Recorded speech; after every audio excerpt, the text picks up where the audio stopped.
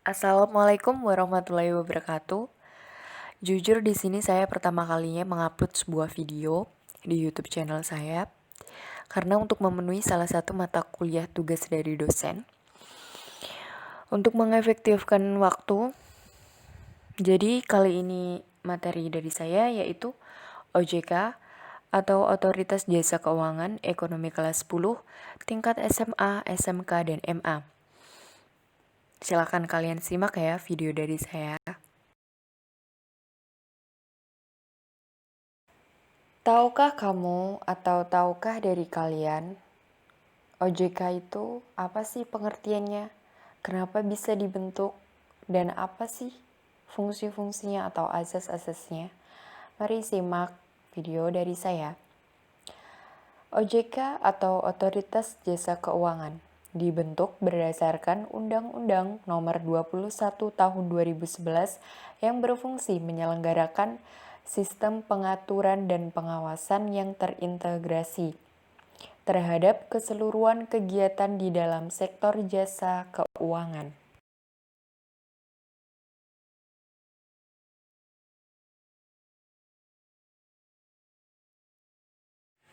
Jadi materi di sini ada 4. Yang pertama yaitu latar belakang OJK, kedua tujuan OJK, ketiga wewenang OJK, dan keempat asas-asas OJK.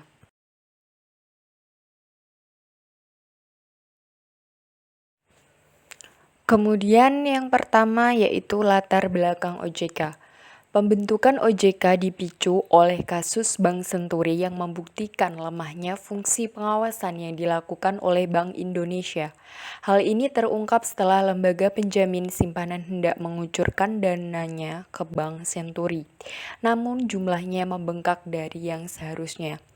Menurut Zulkarnain Sitompul dalam Pilars nomor 2 tahun 7 tanggal 12 sampai 18 Januari 2004, ide pembentukan OJK sebenarnya adalah hasil kompromi untuk menghindari jalan buntu pembahasan undang-undang tentang Bank Indonesia oleh DPR. Fungsi pengawasan perbankan yang tadinya dipegang oleh Bank Indonesia sebagai bank sentral kini dipisahkan. Kehadiran lembaga baru ini diharapkan secara komprehensif akan mengatur dan mengawasi jasa keuangan di sektor pasar modal, perbankan, asuransi, dana pensiun, lembaga pembiayaan, dan lembaga jasa keuangan lain.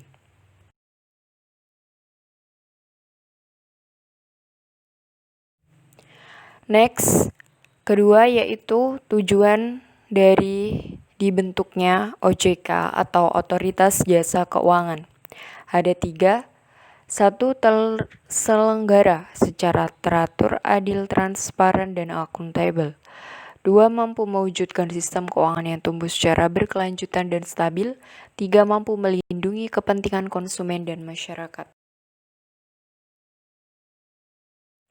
Lantas, apa wewenang OJK terkait dengan tugas-tugasnya dalam fungsi pengaturan dan pengawasan seluruh kegiatan di sektor jasa keuangan, baik bank maupun non-bank?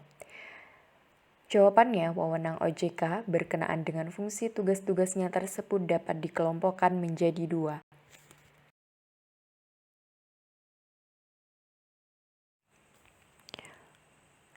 Jadi, terkait dengan tugas pengaturan dan pengawasan lembaga jasa keuangan bank, OJK memiliki wewenang sebagai berikut. Ini ada 4. Tadi dikelompokkan menjadi 2. Ini untuk jasa keuangan bank. Wewenangnya terdiri dari 4. Silakan kalian pahami atau teman-teman bisa diperhatikan di video ini ada 4. Ada warna biru, merah, kuning, dan hijau.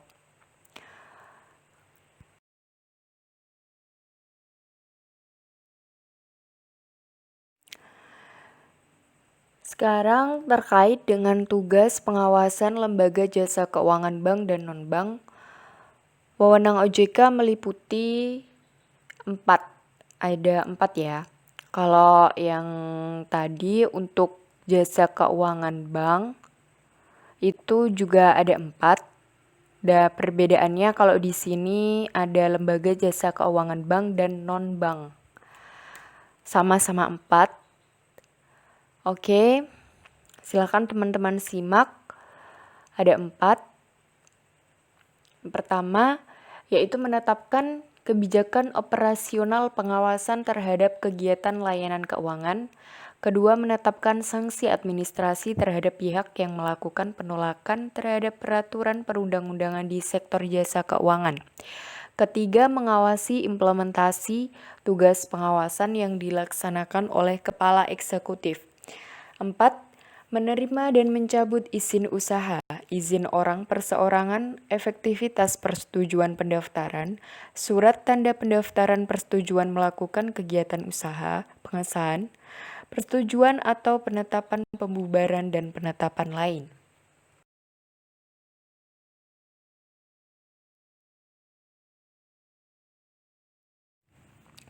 Jadi sekarang kita masuk dalam azas-azas OJK. Pertama ada azas independensi. Independen artinya berdiri sendiri. Jadi sebagai lembaga pengatur jasa keuangan, dalam mengambil keputusannya itu harus berdasarkan undang-undang dan tidak boleh terpengaruh terhadap pihak lain. Sekali lagi, tidak boleh terpengaruh terhadap pihak lain. Kemudian azas kepastian hukum. Penyelenggaraan lembaga otoritas jasa keuangan ini berpedoman pada hukum yang ada dan undang-undang yang berlaku. Azas kepentingan umum. Tadi hukum ya, ingat. Sekarang umum. Azas ini berpacu kepada kepentingan umum, yakni konsumen. Sehingga dalam menjalankan tugasnya, otoritas jasa keuangan harus membela dan melindungi kepentingan para konsumen. Azas keterbukaan. Jadi otoritas jasa keuangan itu harus membuka diri, tidak boleh tertutup terhadap hak masyarakat untuk memperoleh informasi yang benar, jujur, dan tidak diskriminatif.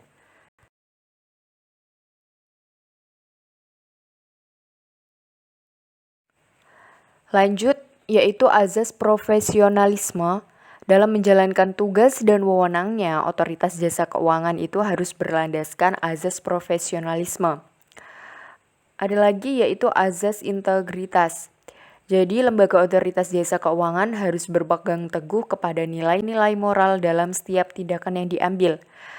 Terakhir yaitu azas akuntabilitas. Dalam setiap tindakan dan keputusan yang diambil oleh otoritas jasa keuangan, semuanya akan dipertanggungjawabkan kepada publik.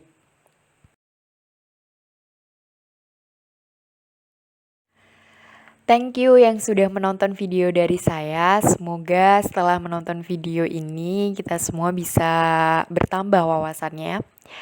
Dan cukup di sini. Billahi taufiq wal hidayah. Wassalamualaikum warahmatullahi wabarakatuh.